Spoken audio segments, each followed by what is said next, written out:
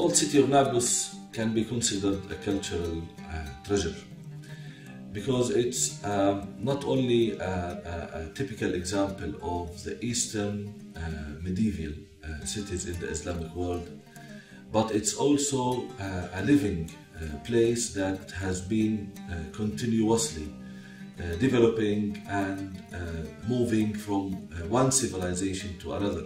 The old city of Nablus is a place where the center of trade and economy for Palestine was running through. And I say running through because it was the place and on the traditional trade routes between east and west. And that's why you find 4 caravanserais in the old city of Nablus. The latest was renovated 1795. This we may call the new history. The ancient history of the city goes back even to the Roman time, 67 AD, when the city was founded by the Romans. And at that time they called it Flavia Neopolis. Neopolis is the new city and Flavia is the name of the emperor. This city is not only rich by the intangible heritage of the people's tradition, cultural life, habits and behaviors. It's also very important of its cultural architectural value. It has a number of buildings that is highly valued and representing the architectural Palestinian local style of buildings.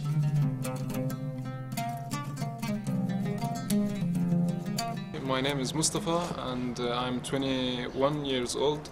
I'm a student in Najah University. It's my 4th year in the architecture engineering. We worked in Toucan Palace, me and my group in the university, for about 2 months. We chose this palace, Toucan Palace, because of heritage and culture. It's designed of 5 courtyards. It was built in 18th century by the chief scientist of Nablus city, and he was Ibrahim Pasha Toucan. The palace was designed as a castle to protect this family from any enemy outside.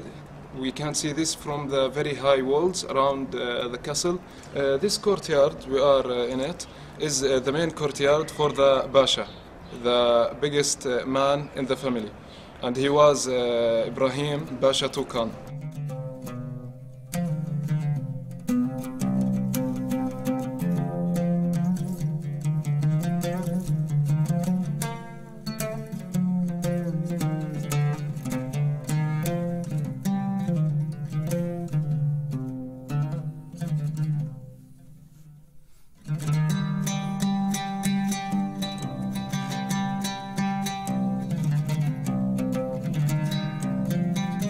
They use this part of the palace as a nursery for the children.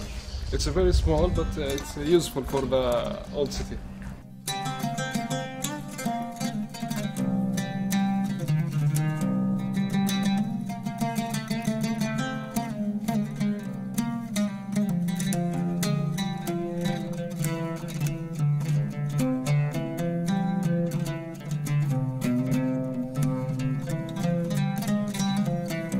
I like this building because this is a very good and typical example of the courtyard house. It is for the middle class families, so it's not the governor house, it's not a normal house, it's just in between. You have seen the entrance, which is dark, narrow and even low, and then you come to the openness as if you are coming inside the heaven.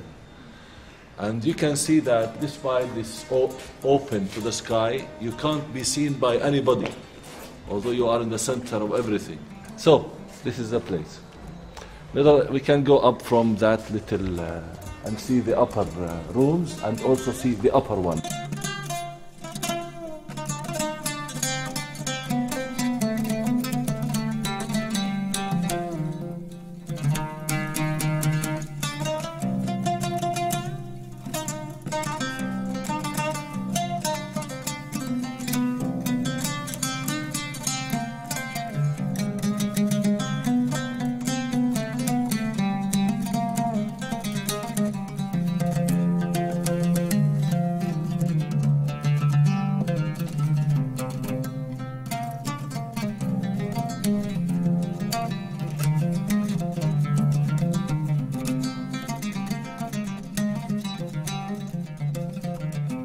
فيها إبراهيم برقاوي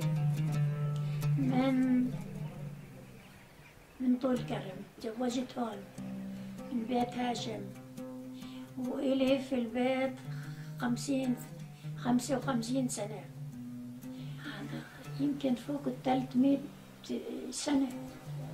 وبها 300 سنة من 55 سنة اجيت هون، اتزوجت وسكنت في البيت. هذا البيت يا سيدي بيعني لي انه اول اشي من البيوت القدم اللي انا بحب الشغلات القديمة، ما بحب الجديدة. بعدين ربيت فيه الأولاد من هم صغار لصاروا شباب، وهذا كتير كتير بعز علي البيت. بيشجعوني اطلع برا استأجر بيت جديد، يعني احلالي واحسن لي. انا ما بقبل بهالبيت ولا اي بيت، لانه بحبه كتير. وفي البلدة القديمة وفي الحارة هذه ايامنا كان في استقبالات، يعني كل واحدة إلها يوم بالشهر تستقبل زوارها واللي بتزورهم. واحنا هيك كنا نروح نفضفض عن قلبنا، نحكي نعمل نسوي ونروح ونيجي المغرب نحضر للأولاد، نعشيهم نغسلهم، إذا عليهم دراسة يدرسوا ويحطوا راسهم ويناموا.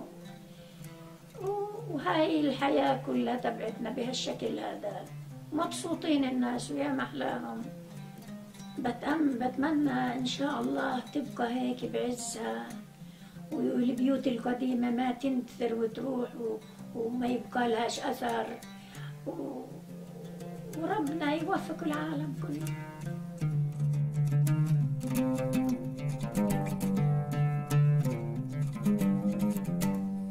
Hello all of you. I am Ruba Naife and 4th year architect. I am from An-Najah National University and I am from Turkey. First, we are here in Al-Habali Square. It's located in the northeast side of the old city of Nablus. It's surrounded by old historical buildings, and the eastern side is directly related to An-Nimr Palace. An-Nimr Palace, located in the eastern part of the old city of Nablus, it's related to the Ottoman period, which was established in the 7th century under the command of Abdullah Pasha An-Nimr. In 1927, an earthquake hit the city and destroyed parts of the palace. This called the family members to renew the ruined parts using materials such as limestone blocks and cement plaster. The first floor in An-Nimr Palace used to be used as a horse stable, and the second floor is used as a residence for the Nimr family. Recently, the palace remains a home for a Nimr family, but the horse stable turns into carpentry workshop.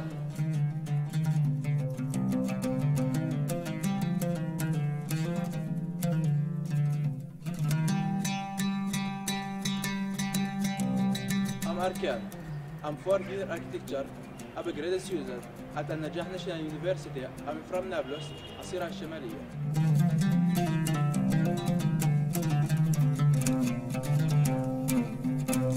Here we are at the Jasmine Square, which is a square with a rectangular shape, resulted from confluence of 3 roads: Old University Street, Al Yarmouk Street, and then Al Rawda Street.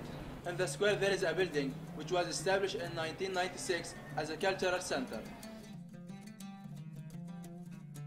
These buildings include a variety of uses between a church, a mosque, a mausoleum. It is the place where salt factories that count more than 32 used to be functioning at one time as a center for the economic life of the city. It is the place where the clock tower was built, representing or celebrating the silver jubilee of the Sultan Abdulhamid II from Istanbul, who gifted the people of Nablus this nice clock tower that is still functioning up to date. It is the place where 10 Turkish baths out of 38 in historic Palestine are still there Two of them are now functioning in the same traditional way.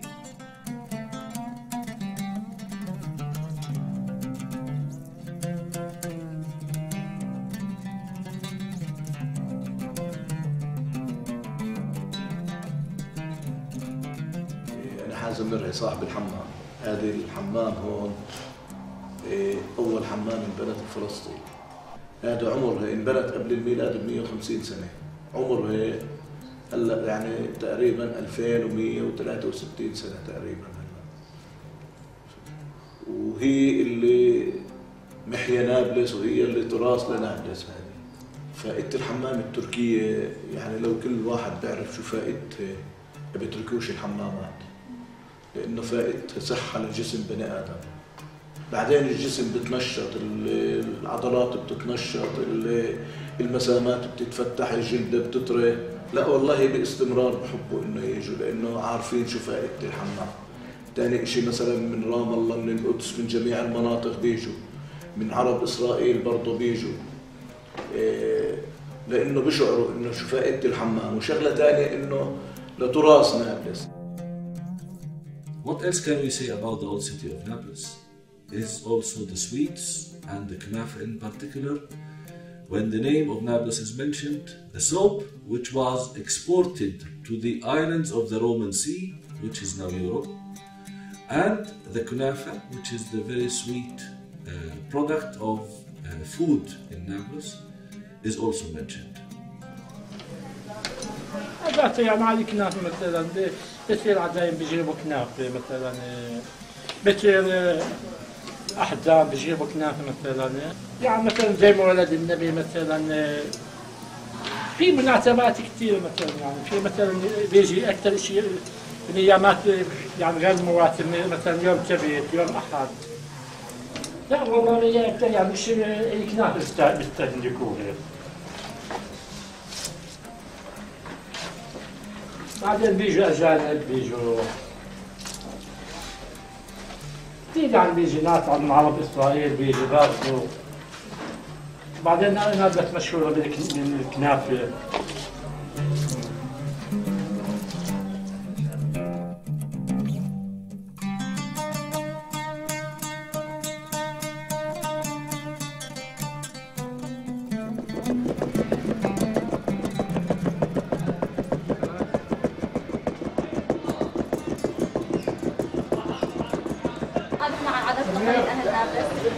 نابلس ما زالت زي ما هي يعني يعني في تآلف أخوي ما بين الناس كما كان عليه بالماضي. يعني بتقدر تقولي أهل نابلس عبارة عن أسرة واحدة، ولا سيما البلدة.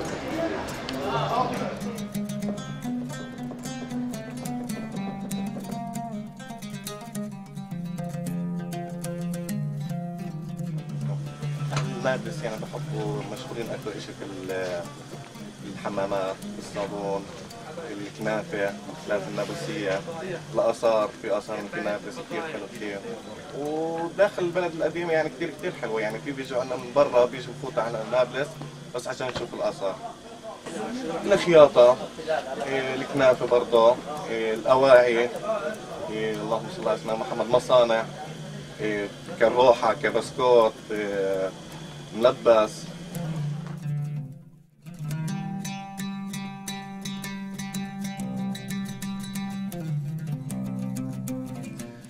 Unfortunately, the old city of Nablus suffered a lot from Israeli occupation. For example, in 1988, the Israeli forces came to the old city, and during a house detention period, a stone was thrown on a group of soldiers and killed one of them. As a result of that, the upper floor, a whole third floor of the Tukan Palace was bombarded. Now this caused damage to a big number of buildings all around the place. What we could call an earthquake started in 2002, with the Israeli forces invading to the old city of Nablus. This has caused a damage of more than 200 houses totally smashed to earth.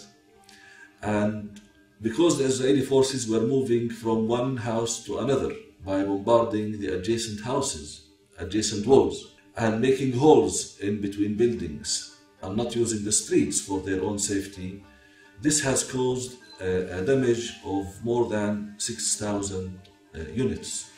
Now somebody may argue that if the number of buildings in the old city is not exceeding 4,000, how come that 6,000 were damaged? The reason is that a number of houses were damaged more than 6 or 7 times. Now this happened because of 14 massive invasions to the old city between 2002 and 2008. Now, not to forget to mention how many people were killed, and in particular on the 18th of April 2002 with the massive explosives that were put in 2 soap factories that caused the total damage of the 2 of them and 9 houses just on top of these buildings. This is still an empty land. Now, unfortunately, this is still continuous, although it can't be seen very clearly as it used to be during the Intifada, but also because of the siege around the city and the destruction of its local economy.